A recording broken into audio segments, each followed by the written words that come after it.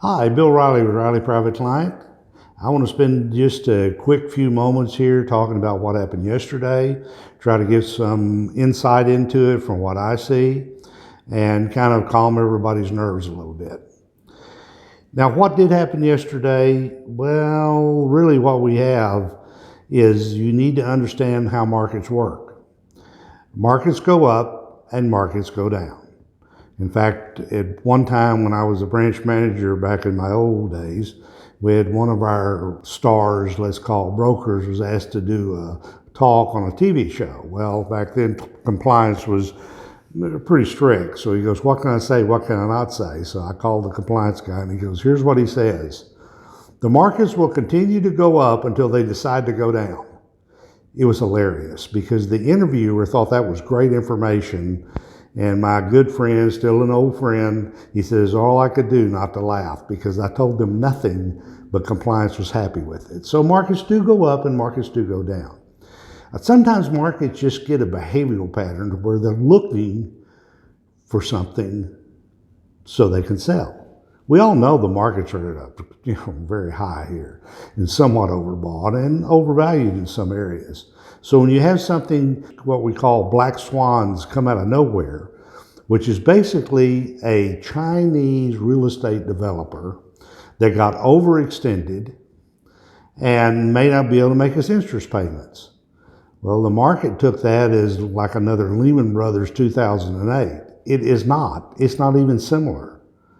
And I'm sure the Chinese are going to come in and help them out just like we did. What happens in China is most people invest more in real estate than they do in the stock market because Chinese real estate is very profitable if you do it right. And kind of like what we're seeing in this country, so we'll talk about in a later note. So really what happened, this came out, may not be able to make our interest payments, oh my gosh.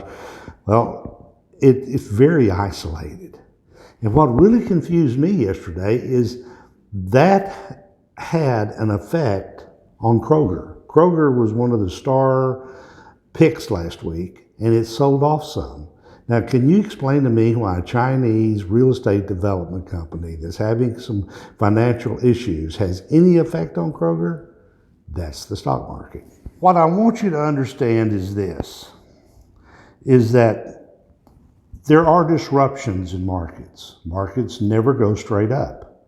If you look at a long-term chart, the market has what we call jiggles, I call them, where you look at a line graph and it goes up and down, up and down, up and down. But the thing to remember here is markets go up 77% of the time.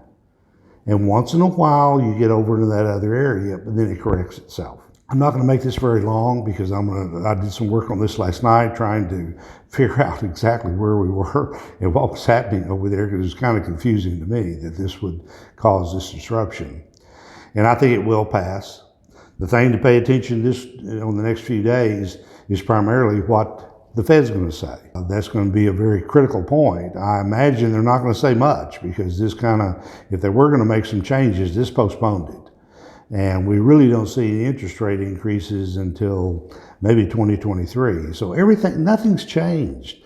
The economy is still strong. I saw housing reports this morning. They only expected 1.7. It was 3.9. The car dealers, they could sell, I don't know how many cars if they could get them in the lot. So demand is there, and it will remain there.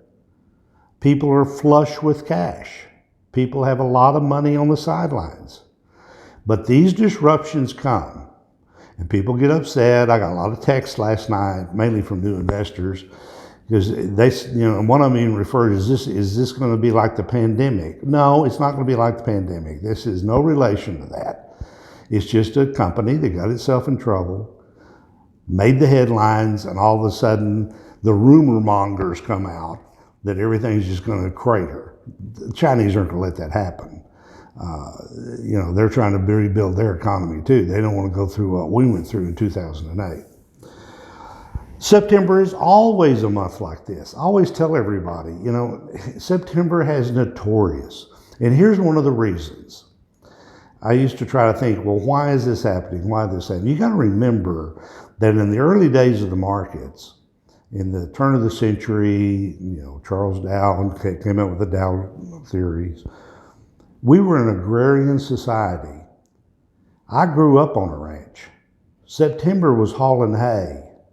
September was fixing fences. September was getting calves to the market.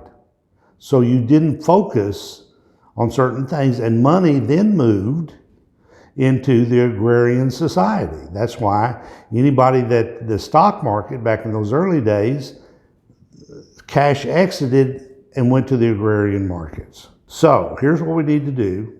The key word this week is patience. Let this thing play out. Let this, interruption kind of settle down. Now, you're going to see some crazy things over the next 2 or 3 days with the markets. One of the things we saw this morning, and I'm trying to tell you how markets work, is that you had a lot of people that were short this market, and they had been wrong for some time. So when it went down, they decided to take their profits. That drove the market up. This is very similar to what happened with GameStop. It just happened on a bigger event. But bear in mind, the economy has not changed because of this company in China. Our demand has not changed of the company in China. And if anybody can explain to me why Kroger sold off because of this, I want to hear that explanation. Everybody relax. What you should be doing is staying where you are. And if you have, we have cash in our accounts, and I'm looking furiously about where am I going to add it? Where am I going to put some money to work? Because this is something we've kind of been waiting on. Well, thank you very much. I'll close here and we'll get some more information, hopefully when this thing clears up Thursday or Friday, and we'll see where we go from there. Thank you again, Bill Riley, Riley Private Client, signing off. Thank you.